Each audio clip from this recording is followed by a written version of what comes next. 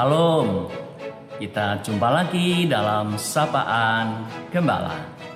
Sapaan firman Tuhan hari ini terambil dari Injil Yohanes 21 ayatnya yang pertama sampai dengan yang ke-14.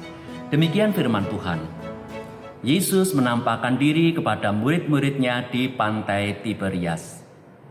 Kemudian Yesus menampakkan diri lagi kepada murid-muridnya di pantai Danau Tiberias. Dan ia menampakkan diri sebagai berikut.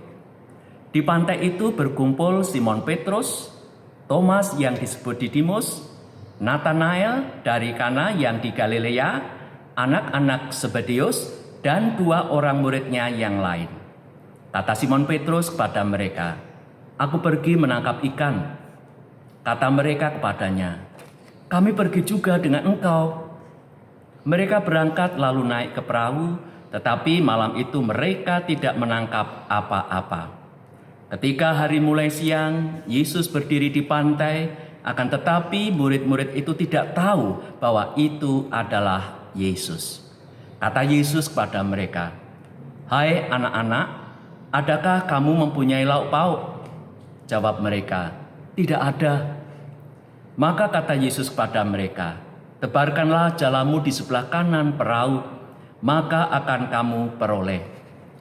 Lalu mereka menebarkannya dan mereka tidak dapat menariknya lagi karena banyaknya ikan.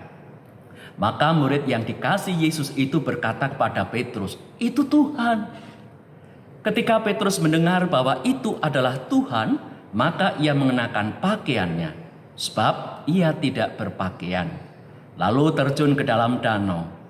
Murid-murid yang lain datang dengan perahu, karena mereka tidak jauh dari darat, hanya kira-kira 200 hasta saja, dan mereka menghela jala yang penuh ikan itu. Ketika mereka tiba di darat, mereka melihat api arang dan di atasnya ikan dan roti.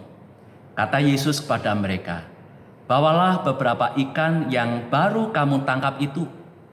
Simon Petrus naik ke perahu itu, lalu menghela jala itu ke darat, penuh ikan-ikan besar, 153 ekor banyaknya. Dan sungguh pun sebanyak itu, jala itu tidak koyak. Kata Yesus kepada mereka, "Marilah dan sarapanlah." Tidak ada di antara murid-murid itu yang berani bertanya kepadanya, "Siapakah engkau?" Sebab mereka tahu bahwa ia adalah Tuhan. Yesus maju ke depan, mengambil roti dan memberikannya kepada mereka. Demikian juga ikan itu.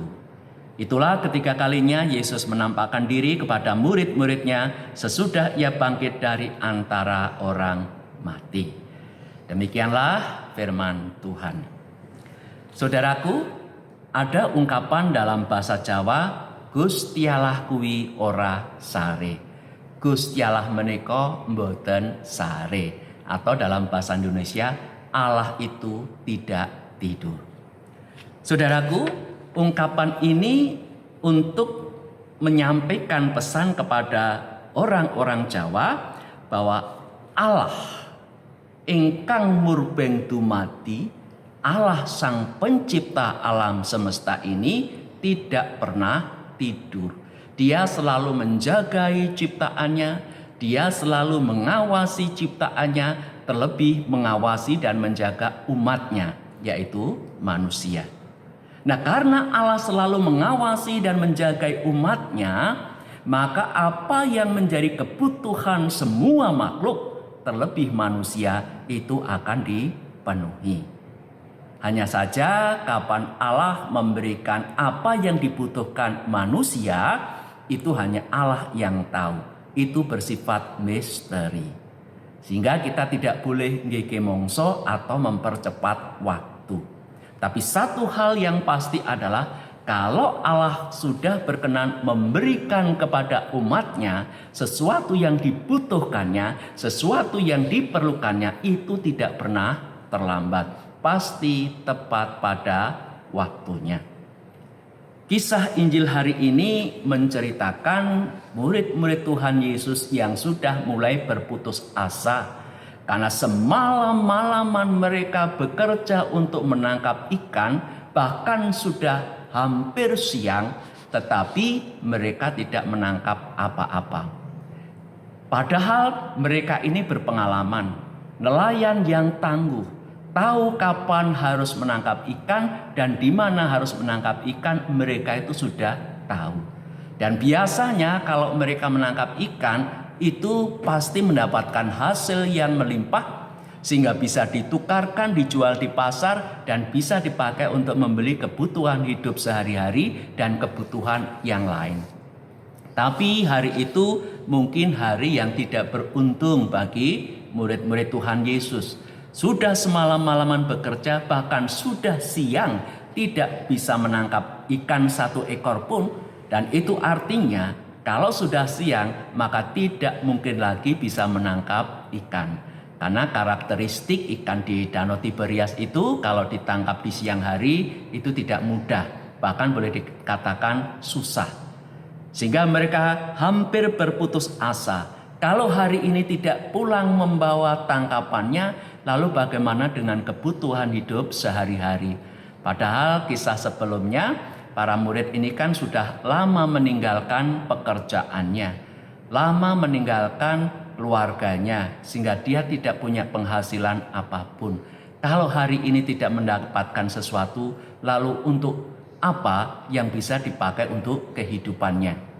Nah, di saat mereka sudah hampir berputus asa inilah Tuhan Yesus hadir, Tuhan Yesus meneguhkan, Tuhan Yesus menguatkan. Sebagai seorang bapa, seorang ayah yang tahu persis akan kebutuhan anak-anaknya, Tuhan Yesus bertanya kepada mereka, "Hai anak-anak, adakah kamu mempunyai lauk pauk?"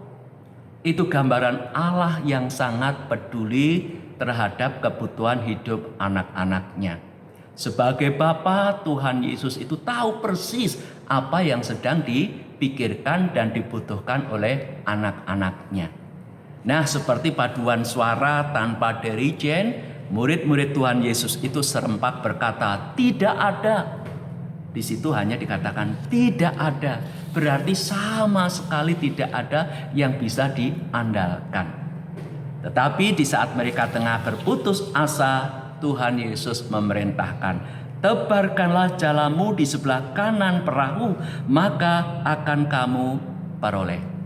Saudaraku, tanpa berpikir panjang, tanpa perlu mendebat, meskipun itu mungkin saja dilakukan para murid yang profesinya memang nelayan, mosok harus tunduk kepada anak tukang kayu, tetapi yang dia pikirkan bukan anak tukang kayunya, tetapi yang di hadapannya itu adalah Tuhan yang sedang memerintahkan. Maka para murid meskipun badannya sudah capek, sudah letih, sudah tidak berdaya lagi, tapi mereka melakukan apa yang diperintahkan Tuhan Yesus, menebar jala di sebelah kanan perahu.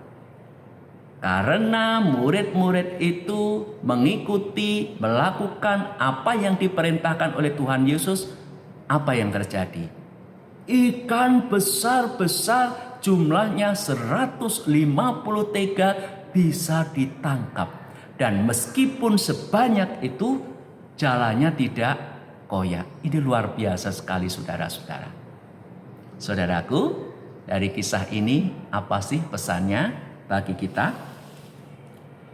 Ada dua hal yang perlu kita perhatikan. Yang pertama, saudara, bahwa Allah yang adalah Bapa kita itu adalah Allah yang tahu akan apa yang kita butuhkan.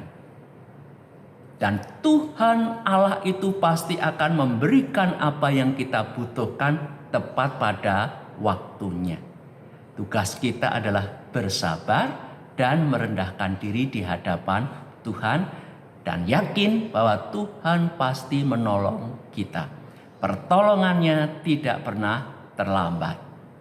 Yang kedua, dari pihak kita perlu belajar seperti para murid yang mau merendahkan diri di hadapan Tuhan. Walaupun mereka ini berpengalaman di bidang perikanan, pernelayanan, tetapi dia tidak menyombongkan diri di hadapan Tuhan. Dia berserah, apa yang diperintahkan Tuhan itu yang dia lakukan. Maka hasilnya luar biasa. Ikan dengan jumlah yang banyak dan besar-besar bisa ditangkap. Meskipun begitu jalannya tidak koyak. Ini juga memberikan pelajaran kepada kita. Di hadapan Tuhan kita perlu bersabar. Di hadapan Tuhan kita perlu merendahkan diri. Dan di hadapan Tuhan kita berserah diri. Dan selalu mendengarkan firman-Nya dan melakukannya. Maka tunggulah. Tuhan pasti memberikan pertolongan pada kita tepat pada waktunya. Amin.